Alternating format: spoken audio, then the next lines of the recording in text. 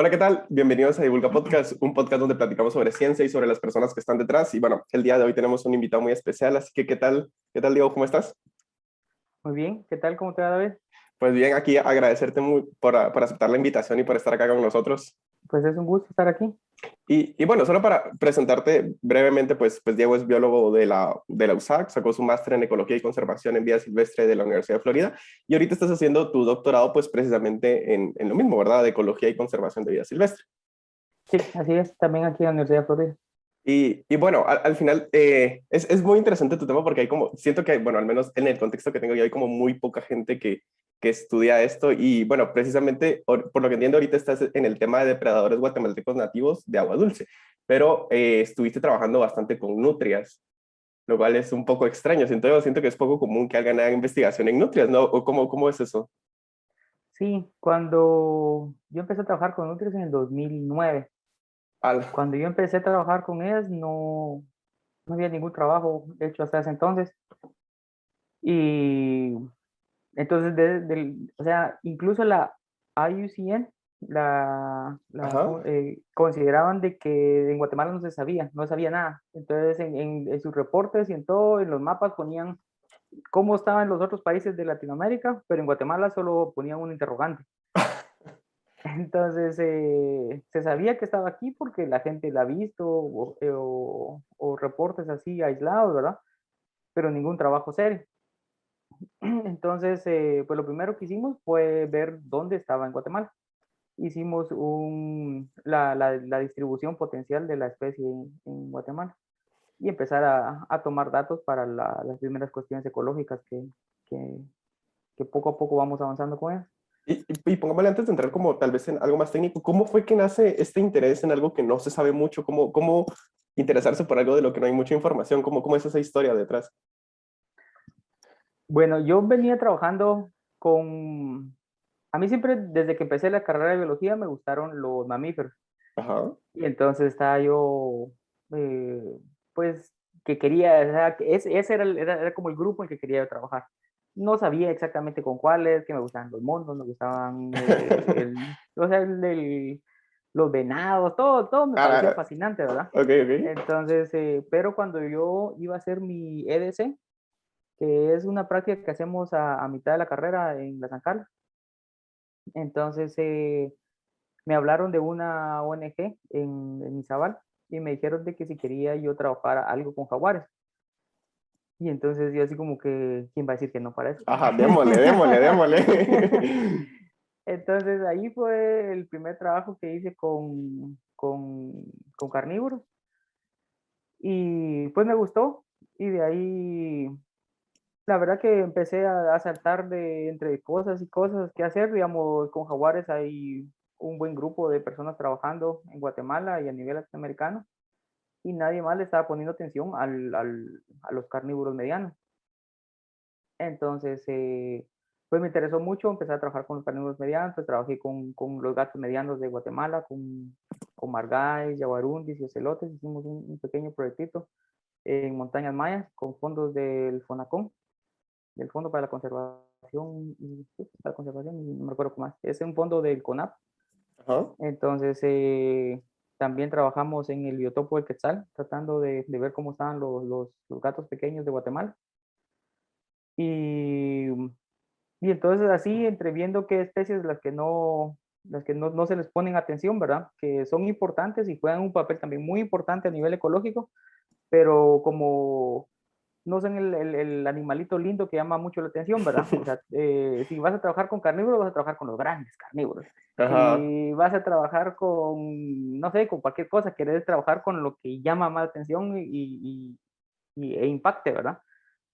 Eh, a mí no me llamaba la atención eso. Entonces yo más bien quería tener más eh, libertad en lo que yo quería trabajar y también ponerle atención a los animales que nadie más le estaba poniendo atención y que son muy interesantes, ¿verdad? Y entonces dentro de eso también estaba la nutria y estuvimos escribiendo proyectos para conseguir fondos y eventualmente lo conseguimos en el 2009. Creo que nos llevó como un año, 2 años estar escribiendo proyectos hasta que finalmente alguien lo financió. Y Y ahí empezamos. Los primeros que financiaron el trabajo de Nutria fueron el Consejo Nacional de Ciencia y Tecnología, los del CONCYT, y Ujú. con ellos empezó todo. Y de ahí ya no he salido. No, y me imagino que debe ser bien complicado porque, o sea, a la vez como no hay mucho, bueno, no había nada de información, era como la ventaja de que, ok, hay que hacer información, pero a la vez cómo justificar la necesidad de información sin información que tengas para justificar como eso. Pero y póngame, trabajar con otros, ¿cómo ha sido? O sea, eh, ¿cómo es? O sea, ir a muestrear, ¿qué tan difícil es? ¿Qué es lo más complicado de trabajar con ellas, por decirlo así? O lo más apasionante, porque me imagino que ha de haber ambas cosas. Bueno, son muchas cosas. Lo más apasionante que son lindas. La verdad que son animales fascinantes, son Ajá. animales, o por lo menos la especie que tenemos en Guatemala es muy secretiva, entonces es bastante difícil de verla. Yo he pasado años en el monte y pocas veces la he visto. Vale. Digamos, esta temporada de muestreo pasada, la vi como Ajá. 5 veces en 6 meses de estar trabajando. Ala. Entonces es bien complejo. No es un animal que vos vas a salir y la vas a ver. Entonces, digamos, también esa es la otra cosa, que para las personas que les satisface, digamos, estar agarrando el animalito y enseñándolo y abrazándolo y dándole besitos, la nutria no es el animal con el que vas a trabajar, porque al final no es con la nutria con la que estás trabajando, estás trabajando con sus señas, con sus rastros. Entonces, el, la satisfacción la conseguir esa información, esos datos y tratar de responder unas preguntas que uno se puede ir haciendo. Pero sí esa satisfacción de, así como sale en los canales de televisión donde salen y que abrazan a un oso y a un elefante y cosas así, no, o sea, no es así la realidad. No, pero y también debe ser como bien satisfactorio, si es tan difícil de verla, de repente cuando uno la ve, ha de ser como, ahí está, ¿por qué? No sé, y pongámosle, Ah, sí. y pongámosle, ahorita que mencionaste que es como la determinación un poco indirecta, por decirlo así, ponete en varios de los trabajos que tienen, estaba como esta hipótesis de, por ejemplo, se puede utilizar los depredadores nativos como biocontroladores de especies invasoras en ecosistemas complejos. Entonces, Ujú. ¿cómo se relaciona bueno, esta hipótesis o premisa con las nutrias? ¿Cómo fue que hay este match? Bueno, como uno cuando está en el campo empieza, o cuando está en la naturaleza, ¿verdad? O en cualquier Ujú. situación, uno empieza a observar y está tratando de resolver una pregunta, pero al mismo tiempo te vas generando nuevas preguntas conforme vas viendo nuevas cosas Sí, sí. y siendo sensible a nuevas realidades que no conocías, ¿verdad? Cuando yo estaba trabajando haciendo los muestreos de nutria, estuve en el río San Pedro. Y entonces, en el río San Pedro en el 2009, eh, fui a muestrear ahí y estuve colectando las excretas de la nutria. Cuando estaba colectándolas, me di cuenta que había muchos restos de pez diablo. Es un pececito invasor que es originario del Amazonas y que se ha introducido en varios lugares como porque es un animal que se usa mucho en acuarismo, entonces en peceras y todo. Es el que se queda así pegadito en las peceras y limpia, Sí, sí, sí. o supuestamente limpia. Entonces, como es apetecido a nivel comercial, entonces han habido granjas y donde se pudo haber escapado, o la gente porque es un animalito que lo compras de ese tamañito y de repente cuando se te pone de ese tamaño no lo querés en tu pecera, ¿verdad? Entonces mucha gente tal vez no quiere matarlo y entonces regresa a tu hábitat, te lo suelta en un río donde realmente nunca había estado antes. Y entonces se pueden volver problemas. Entonces realmente no sabemos cómo fue que llegó a Guatemala. Sabemos desde que eh, varios años antes ya habían reportado unas poblaciones bien establecidas en la misma cuenca del río Sumacinta, en, en el lado mexicano. Ujú. Y eso fue en el 2005, creo, ya tenían unas poblaciones bien establecidas en el lado mexicano. En el 2007 se reporta el primer espécimen para Guatemala. Lo capturan unos amigos que eran técnicos de campo de WSS y nos enviaron las fotos, vimos las fotos y todo, pero en ese entonces también mi cabeza andaba por otro lado, no le puse mucha atención a eso y en ese entonces andaba yo solo enfocado en mis mamíferos, ¿verdad? No le ponía atención a los peces. Ya cuando llegué yo 2 años después a muestrar, Entonces me di cuenta de que uno, que las nutrias se lo estaban comiendo. Después encontré también que los cormoranes se lo estaban comiendo porque los vi comiéndose. Y cuando también estaba pescando yo para ver la disponibilidad de alimento para las nutrias, entonces, o sea, como las nutrias, su principal dieta, su principal presa son los peces. Entonces, también estaba capturando peces para ver cuánta comida había disponible para las nutrias.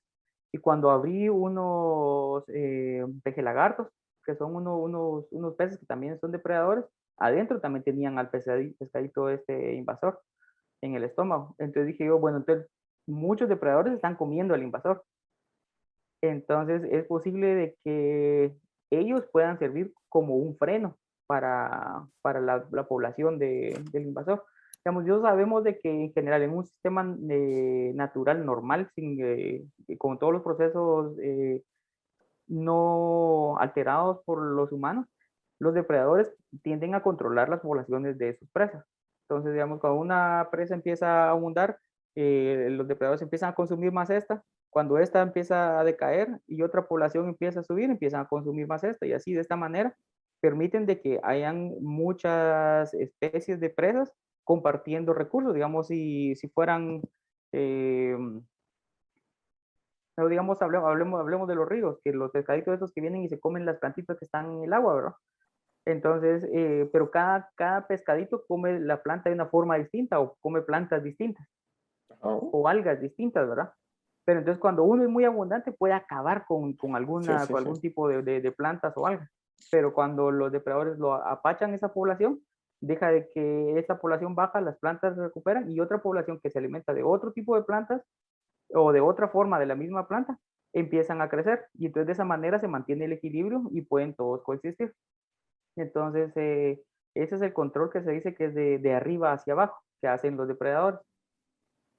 Te dije, si ya sabemos que es un proceso que pasa en la naturaleza, ese proceso también puede estar sucediendo cuando tenemos a un invasor, ¿verdad? Y entonces, ya que tratar de eliminarlo es una tarea muy, muy difícil y en general en el mundo donde ha entrado este pececito como invasor, solo se ha reportado que en un lugar lo han eliminado completamente. Ese lugar yo lo visité hace como 1 o 2 años y vi el pez presente. Entonces, Como que no.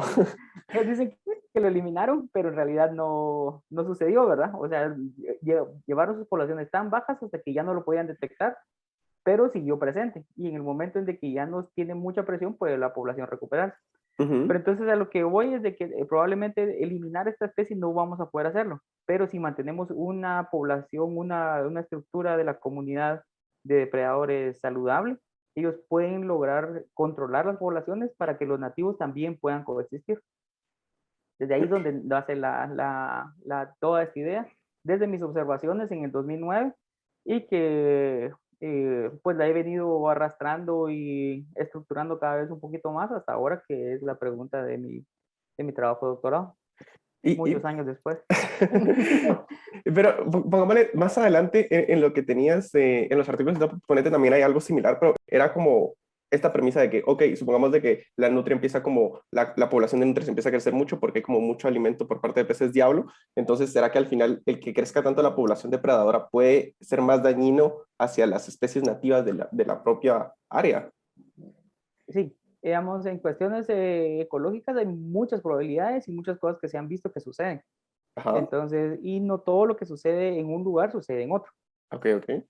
Entonces, sí, pues hablemos de un depredador X, no hablemos de nutrias, porque si Ajá, no va, va. alguien puede llegar a entender así como que no, las nutrias pueden ser malas y hay que matarlas y controlarlas, ¿verdad? Sí, sí, buen punto. Entonces, ajá, entonces si decimos eso que las nutrias en algún momento pueden llegar a ser un problema, alguien va a cortar ese pedacito y va a decir, bueno, dijeron de que podemos empezar a matarlas y capturarlas y usarlas para cualquier cosa, ¿verdad? Y no. Pero digamos, si existe un depredador X, y entonces este depredador prefiere alimentarse de ciertas especies que son nativas, que Ujú, son lo que más les gusta. Pero llega un depredador, una presa que es invasora y entonces, pero esta es muy abundante porque ujú. puede consumir un recurso que los nativos no pueden. O lo consume de una forma más eficiente o es más agresivo y desplaza a los nativos. Entonces ahí empieza a haber una competencia directa entre las presas, ¿verdad? por ese recurso, digamos, ya sean algas o pasto o lo que sea, digamos, dependiendo qué tipo de presa sea. Entonces viene el depredador y empieza a alimentarse bastante de la presa invasora, aunque no sea su favorita. Digamos, él prefiere comerse las nativas, pero se empieza a comer la que es muy abundante, porque es abundante y Ujú. es fácil de capturar. Y entonces se la come, se la come, se la come, y entonces eso le da una capacidad energética muy grande, entonces puede reproducirse, puede tener unas poblaciones más densas. Pero como siempre prefiere comer al nativo, entonces va a venir y se va a alimentar del nativo que tenga ya poblaciones bajas, que digamos, ¿qué pasa si sean unos animales que la gente le gusta capturar? Entonces, digamos, si hablamos de peces, digamos, como serían los peces blancos, que es el conocido de Petén, y entonces a la gente le gusta mucho capturar ese pez. Entonces podría ser, porque eso no sabemos, que la gente incluso ya solo con la pesca esté empujando a las poblaciones del blanco a poblaciones pequeñas. Y si sobre eso le ponemos una población o una comunidad de depredadores fuerte y grande que están siendo subsidiadas por el invasor, entonces irían apachando aún más al nativo, ¿verdad? Y entonces, esa es una cuestión que se llama competencia aparente, porque cuando Ah, vos miras ok. de que está el invasor, empieza a aumentar sus poblaciones y el nativo, la presa nativa empieza a bajar sus poblaciones, uno podría creer, bueno, lo que pasa es que ese es tan agresivo que le quita el alimento al otro, pero es posible que incluso ni siquiera se alimenten de lo mismo. Y lo que realmente está pasando es de que el depredador se subsidia sus requerimientos energéticos con el invasor, pero prefiere alimentarse del nativo y entonces empieza a apachar las poblaciones del nativo. Y entonces aparenta que hay competencia, pero no realmente, realmente la conexión es con el depredador. Y qué Entonces, se hace ahí, por ejemplo? ¿cómo? ¿Qué se puede hacer ahí, por ejemplo? Pues no sé. eh, realmente, ¿cómo se llama? Esa es una de las muchas cosas que podría llegar a pasar. Ajá, O sea, en ecología pueden estar pasando mil y una cosas, ajá, porque todo es un enramado, es una red de conexiones muy compleja. Entonces, dependiendo qué tan fuerte sea un vínculo, puede empujar para un lugar o para otro. Y digamos, y los vínculos pueden romperse y crearse nuevos vínculos, dependiendo de las situaciones. Y entonces todo es muy circunstancial. Entonces, digamos, todas estas cosas son hipótesis y teorías que se manejan en ecología y que se han desarrollado trabajos donde las aprueban y trabajos donde las niegan o donde dan ejemplos que sí esto pasa o ejemplos donde no está pasando esto. Eso no quiere decir que sean válidas o inválidas, sino que simplemente en estas circunstancias sí se aplican este sistema está funcionando de esta manera y este otro sistema está funcionando de otra manera, porque pues, son fuerzas distintas las que lo están moviendo, eh, eh, ¿verdad? cabales, como dirían ustedes, como depende de la especie si se aplica o no. Y muchas veces la misma especie también tiene, o sea, eso es lo complejo en ecología, de que no, no, no, no siempre puedes decir que es una regla, ¿verdad? O sea, existen eh, teorías que estamos tratando de probar, que son generales digamos, a los sistemas mundiales. Pero, como se llama, existen muchas variables que oscurecen la claridad de esos procesos. Entonces, tenemos que, o sea, es bien complejo poder separar entre sí todas las variables y todas las cosas que pueden estar pasando para decir, bueno, en la realidad funciona de esta manera. Sí, al final se necesita como mucho, bueno, mucho muestreo y para mucho muestreo se necesita como mucha inversión para tener Sí, como... Y pongámosle también vi que, o sea, aparte de esto de depredadores, también estás trabajando con pitones binarias invasoras pues nativas Birmania. del sur de Florida. Ajá, ¿cómo es esto? Es un tema, bueno, no sé qué tanto se relaciona con las nutrias, pero ¿cómo fue que empezaste a incursionar en esto también? Bueno, lo que pasó cuando yo estaba haciendo mi maestría, yo seguía necio con que quería trabajar con nutrias y poblaciones de nutrias, entonces, Ajá. eh, y cuando fui al campo traté de hacer eso y mi diseño iba cabal, eso voy a hacer. Ver de dónde están las nutrias, qué Ujú. hábitat es el que más usan y por qué usan más eso y todo. cuando iba a la mitad de mi muestreo me di cuenta que mis datos no funcionaban para lo que yo los estaba diseñando, porque o sea, yo tenía un diseño que era que cuando la probabilidad de detección de un animal es menor que uno, es un Ajá, diseño robusto para eso.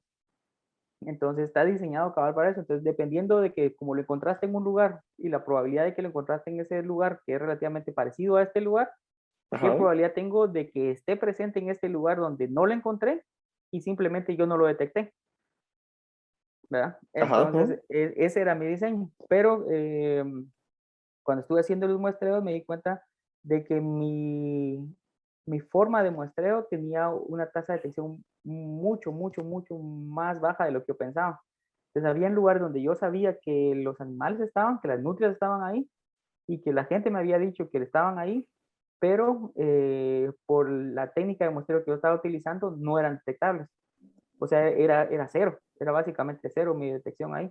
Entonces, bueno, dije, no funciona esto. Y sí, pero entonces, cabal, eso lo supiste hasta que fuiste a mostrar, o sea, no había forma de saberlo como antes. no había forma, pues, o sea, Ajá, entonces, cuando ya regresé yo aquí a la Universidad de Florida y todo, pues después de hacer el trabajo de campo y todo, estaba pensando así como, ¿qué hago? ¿Qué hago? Y entonces me recordé de lo que había visto en mis trabajos anteriores cuando estaba en Guatemala. Dije, bueno, ¿te recordás del pescadito invasor? Y entonces ahí fue donde empecé ya a tomar en cuenta y a ponerle atención a las especies invasoras ajá, y cómo las especies invasoras pueden ser utilizadas para poner a prueba estas hipótesis y teorías de ecología, ¿verdad? Porque, digamos, son procesos que son un poquito eh, más marcados, ¿verdad? O sea, las poblaciones de los invasores son muy altas y todo, entonces son cosas que a veces son difíciles de poner de medirse solo con sistemas prístimos, digamos. Entonces, cuando tenés esa perturbación del pez invasor, entonces puedes poner a prueba estas otras preguntas de una forma relativamente más fácil. Entonces ahí fue donde empecé a incursionar con especies invasoras. De ahí, yo cuando vine aquí vine con una beca Fulbright ujú. y por esto de que se me atrasó la investigación, ¿verdad? Que tuve que cambiar de enfoque y todo. Entonces me terminé atrasando un año. Normalmente una maestría aquí en los Estados Unidos se tarda 2 años. Y yo me tardé 6 meses en definir cuál era mi nueva pregunta, mi nueva tesis. Y de ahí otros 6 meses en trabajar lo del laboratorio y finalmente un buen tiempo para escribir. Entonces, al final yo la tuve que terminar en 3 años. Pero entonces la Fulbright que solo te cubre 2 años, entonces me estaba yo quedando que no tenía yo cómo financiar el tercer año.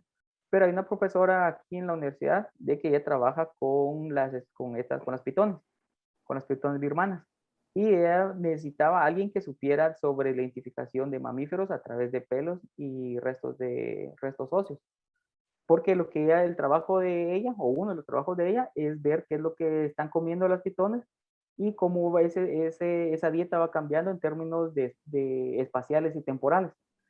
Entonces ella tiene muestras de varios lugares, digamos, de los lugares donde originalmente se introdujo la pitón esta invasora en los Everglades y lugares donde la invasión es reciente, porque como se ha ido moviendo hacia el norte. Entonces, también se ha hablado de que la comunidad de mamíferos de Florida ha ido cambiando debido a la depredación de las pitones. Entonces las pitones acaban con poblaciones o aparentemente están acabando con poblaciones y entonces al ya no tener disponible esas presas con las que ellas acabaron, entonces empiezan a comer otras. Entonces, ese es el trabajo, esa es la pregunta que está tratando de responder mi profesora. ¿Cómo es que está cambiando la dieta de las pitones a lo largo del tiempo y el espacio, ¿verdad? Como te digo, conforme se van ellas expandiendo en su invasión hacia el norte y en el mismo lugar con el tiempo. Entonces ella me dijo, ella sabía de que yo había publicado el libro de identificación de mamíferos de Guatemala a través del pelo, Entonces me dijo que si quería trabajar, me dijo así como que vos sabés hacer eso ya, ¿verdad? Y tú, sí, sí, sí, yo de todo. Entonces me dijo que si quería trabajar con él en eso y yo cabal en ese entonces me estaba quedando sin fondos para terminar la maestría, entonces por supuesto. Entonces mi trabajo con ella fue lo que pagó mi último año de la maestría. De ahí me quedé trabajando con ella un año más y al año siguiente me empecé el doctorado. Entonces con ella misma. Entonces ahora ya el laboratorio de ella cabal trabaja con especies invasoras. Entonces el enfoque siempre es especies invasoras. Y entonces yo después de que ya me había interesado en esto, de estarme empapando en el tema y me pareció fascinante cómo se podían poner a prueba ciertas preguntas, pues me quedé ahí ahora expandiendo un poco lo que había hecho originalmente con la maestría. Ya no solo con Nutria, sino que con todos sus amigos. No, y es bien interesante porque cabal vi ese libro, pero ese libro es del 2010, o sea, fue un trabajo que hiciste muchos años antes que te ayudó como cabal para financiarte eso, o sea, y cabal el libro se llama Guía Ilustrada de Pelos de Identificación de Mamíferos Mayores y Medianos de Guatemala, o sea, está como, hasta el título está como perfecto, pero ¿cómo fue? O sea, me imagino que el libro es, bueno, leí algunas partes del libro, pero ¿cómo fue ya meterte específicamente con pitones? ¿Y qué tanto se relacionan con nutrias, por ejemplo? ¿Siempre comparten algunas Eh, presas o algo por el estilo? ¿O si son no, no, separados? esos son cosas aparte. Entonces, Ah, ok, digamos, ok. mis preguntas en Guatemala son depredadores nativos controlando una presa invasora. Ok, ok. Aquí en Florida, el trabajo que está haciendo mi profesora es un depredador exótico, un depredador que no es del lugar, alimentándose de presas nativas. Entonces, siempre es una especie que está entrando y perturbando el sistema local, pero de una forma distinta, ¿verdad? Entonces, digamos, la presa hace cuando la presa es la invasora, como lo que estamos viendo en Guatemala, que es un pescadito que es invasor y que se alimenta de detritos o de algas, Ujú. este afecta la comunidad completa de abajo hacia arriba, ¿verdad? Ok, ok. O sea, él está afectando a los depredadores y los depredadores pueden cambiar todo el sistema, ¿verdad? Entonces, eso es lo que se llaman efectos de abajo arriba. La pitón hace un efecto de arriba abajo. Entonces, es de un depredador acabando con las poblaciones, porque digamos también eh, ellas, al no tener depredadores nativos aquí, o no tener muchos, y también ahí podemos incluir enfermedades o parásitos que logren controlar sus poblaciones, al estar liberados de eso, porque dejaron a sus parásitos y a sus depredadores y todos en Asia, cuando llegan aquí están libres de eso, entonces sus poblaciones pueden explotar, no tienen control, no hay control sobre ellas. Entonces ellas empiezan a sobreconsumir las presas y entonces ahí es donde se vuelve un problema, ¿verdad? Y, y pongo, Entonces, ahora la relación con mi trabajo, no, o sea, compartimos algunas técnicas, ¿verdad? O sea, vamos a sí, sí. identificar los restos que están digamos, a las pitones aquí, las sacrifican porque por ley, una vez que son capturadas, tienen que ser sacrificadas. eh, Porque, o sea, si no, se llenarían de muchas serpientes en cautiverio que no se pueden mantener y hay que alimentarlas y un montón de cosas, ¿verdad? Y son un problema, ¿verdad? Y eso, las serpientes de cautiverio fueron las que originaron el problema en los Everglades, ¿verdad? Entonces, Vale. las sacrifican y les hacen necropsia y a nosotros nos envían los restos de los intestinos. Entonces, yo ya recibo los restos de los intestinos, los lavamos, vemos qué tiene ahí y entonces vemos qué presas son de las que se está alimentando la pitón. Mi trabajo con nutrias, cocodrilos, aves y peces en Guatemala. Yo vengo, digamos, para las nutrias busco sus excretas Ajá. en las orillas de los ríos, las recojo y las lavo, miro qué es lo que tiene adentro y entonces es lo mismo, como te digo, es el mismo proceso. Ver qué es lo que los restos, tratar de identificar los restos que están adentro de la dieta del animal y ver qué presa es la que tenía. Entonces, ese es como donde se comparten las técnicas, ¿verdad? Pero las preguntas son diferentes y son procesos diferentes. Y pongámosle ahorita que, supongamos, Lo que me da mucha duda es, por ejemplo, no sé, pero sí existen como acciones correctivas, por decirlo así, porque, por ejemplo, que ya se determinó que tal especie es invasora y de verdad está dañando el ecosistema a morir y todo. Sí hay como proyectos donde diga, bueno, este proyecto va a financiar para eliminar a tal especie de tal lugar. Sí han existido, o al Sí. menos, No, ¿cómo ha no, sido sí, eso? aquí, digamos, el gobierno de los Estados Unidos pone mucho dinero en el control de algunas especies invasoras. Y la pitón es una de las que están, tienen muchas iniciativas de control. Entonces, tienen unos de que son de como cazarrecompensas. Entonces, te pagan por llevar la serpiente, ¿verdad? Entonces Wow, hay personas que se dedican a eso, ¿verdad? O sea, ellos son cazadores de pitones y entonces van, los capturan y les pagan por cada pitón que capturan. ala. Ajá. Y, Entonces, han habido otras iniciativas también, digamos, hubieron unos de que trajeron perros rastreadores. Entonces ujú. los perros iban y donde encontraban una pitón, señalaban, la capturaban y la podían extraer. El problema que tienen las pitones es que son animales que son muy, muy, muy secretivos. Entonces vos puedes estar parado a Mm, la par de ellos y ni siquiera te das cuenta. ala. Entonces, incluso hace unos años, unos amigos de aquí, compañeros de estudios, estaban siguiendo el rastro de una pitón Ajá. y no la encontraban, y no la encontraban, y no la encontraban. Al buen rato se dieron cuenta que están parados sobre ella, porque como están metidos, digamos, en el pantano, Ajá. entonces el pantano cuando uno se para ahí, no sentir, o sea, siempre es como suavecito, ¿verdad? Ajá. Y ellos estaban así parados, pero ellos creían que era lo suavecito del pantano, que estaban parados sobre la pitón. Y ellos van a buscarla con el rastreador dónde está, y estaban ahí sobre ella. Y las pitones Entonces, no son agresivas en esos casos de, no sé, sí, mi o sea, concepto de son pitón son películas, así que no sé qué tal. sí, o sea, sí, sí, son animales que no son para tomarse a la ligera, ¿verdad? Tienes que saberlos manejar y todo. Eh, y sí, las personas que lo capturan están entrenadas para poderlos capturar, ¿verdad? No, o sea, no es como que de la ciudad te vas a ir y miras una pitón, ¡ay, la voy a agarrar! Y ya, ¿verdad? No. Y, y, O sea, hay que y- tener cuidado porque a pesar sí, que no sí. son venenosas, una mordida duele, ¿verdad? Es como que te muerda un perro. No te vas a morir de veneno, pero te va a doler. Y, por ejemplo, ahorita que mencionabas que se entregan estas recompensas de pitones, como cuánto te pagan por llevar una pitón muerta, por ejemplo. No sé, fíjate, eso no me he fijado bien en eso. To- Eh, no, no, pero sí sé que hay gente que se dedica a eso. O sea, que Que sí, no, pero qué sí, interesante, la verdad. No sabía sí que... hay, y digamos, el problema también es de que, como te digo, como son tan poco detectables, Ujú, entonces ujú. a pesar, aunque se capturen muchos, es posible que se estén dejando muchos animales libres. Entonces, es probable que estas iniciativas no sean tan eficientes como se quisiera.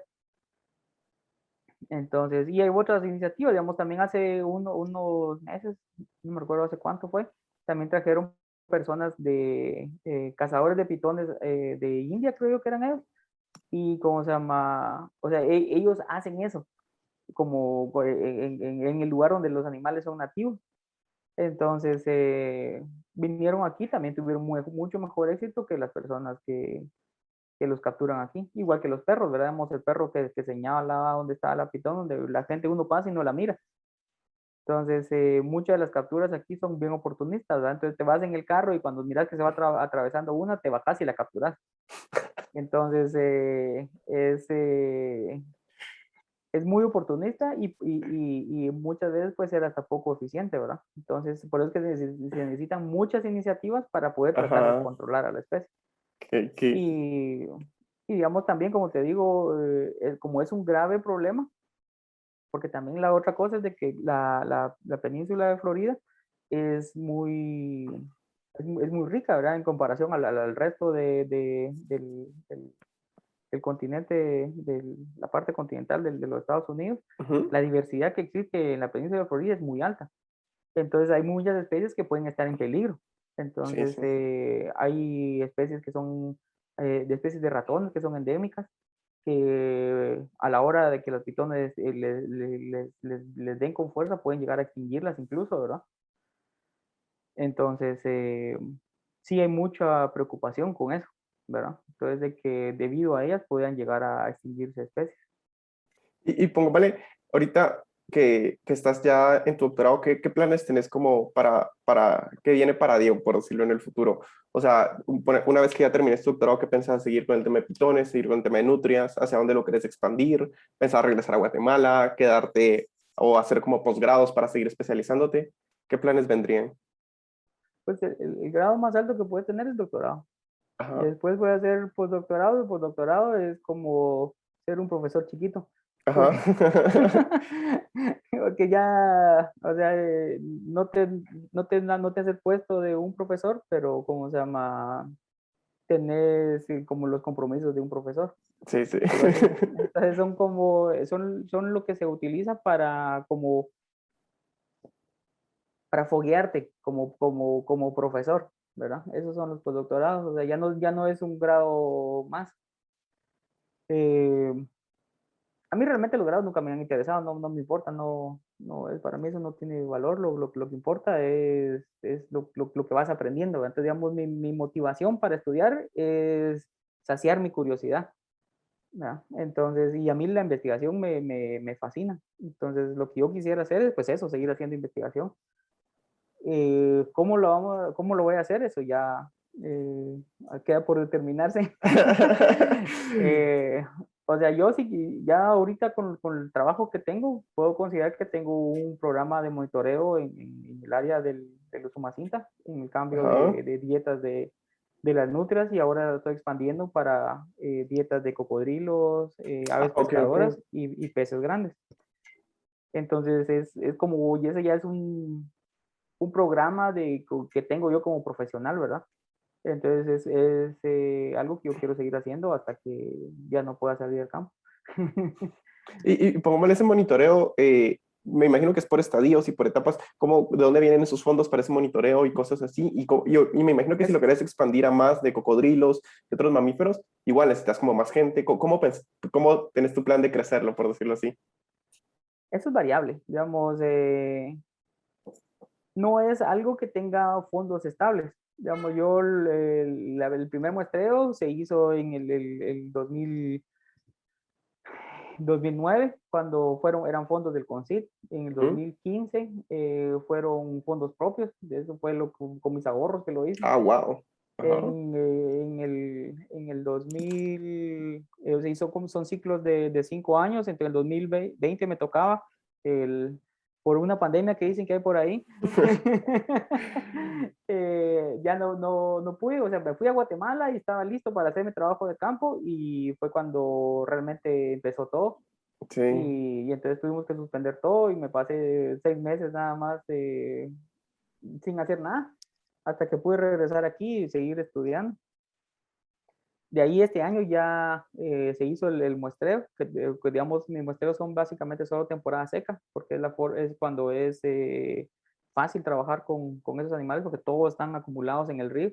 Entonces, que Ujú. en la temporada lluviosa los ríos crecen, se inundan las partes bajas, los peces literalmente los peces se meten al bosque y los Ok. depredadores se van siguiéndolos, ¿verdad? Ajá. Entonces, muestrear ahí es muy, muy difícil. Entonces, por eso es de que yo me limito a trabajar en la temporada seca, cuando todo está eh, pues, en un solo lugar y fácil de muestrar.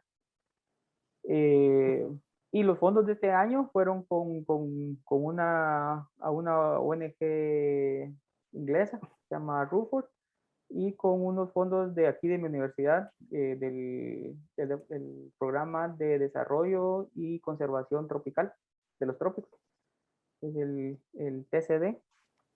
Entonces, como te digo, no, es más como, cuando digo que es un programa en botreo, es como mi compromiso personal Ujú. de Ok. hacer esto, o sea, de continuar este trabajo. Eh, el siguiente ciclo pues toca en el 2005.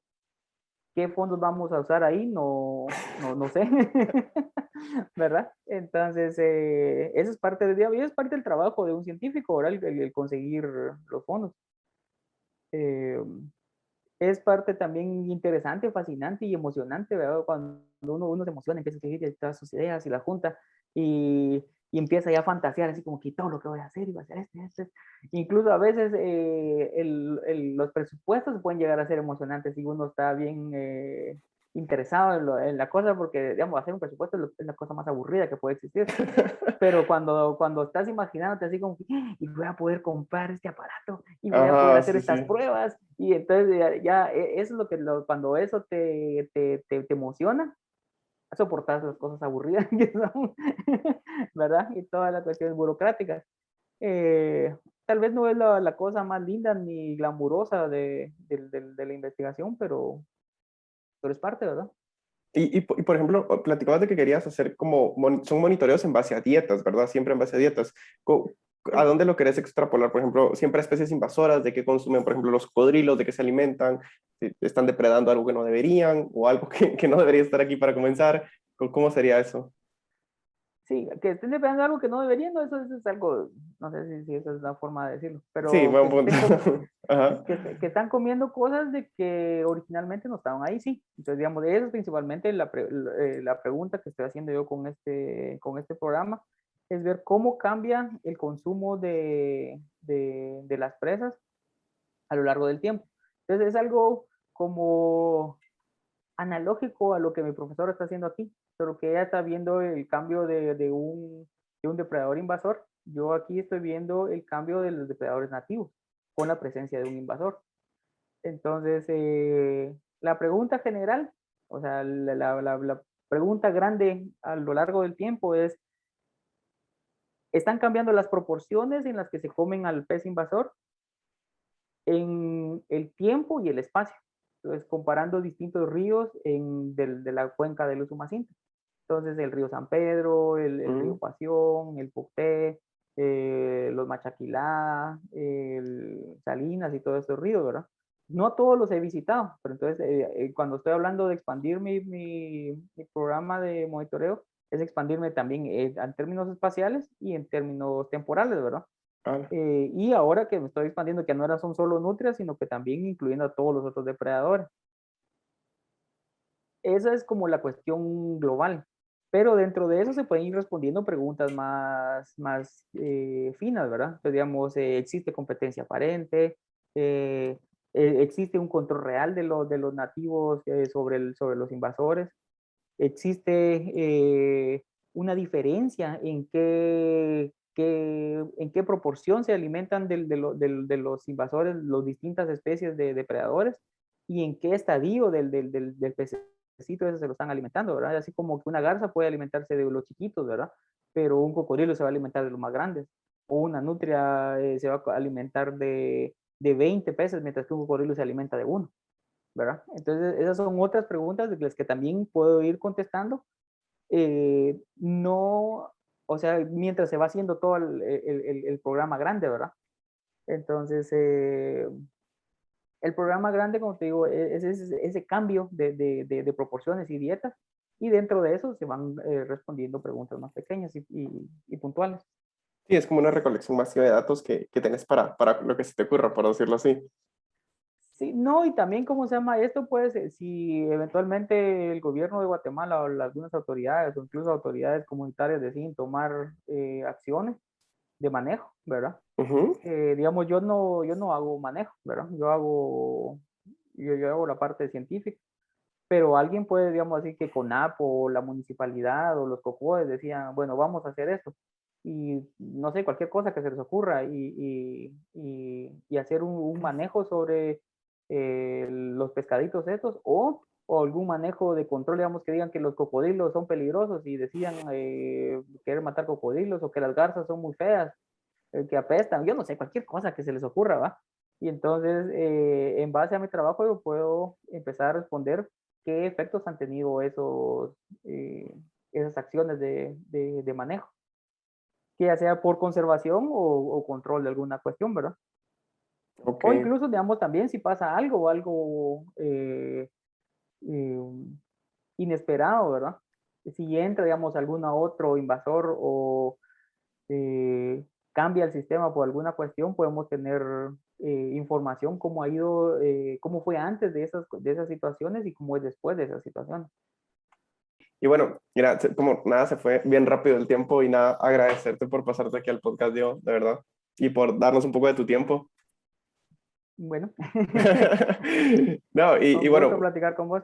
sí, bueno, no, muchas gracias a la gente que nos escuchó y bueno, nos vemos la próxima semana. Un abrazo. Y bueno, Nos vemos. Adiós. eso sería el podcast, Diego, y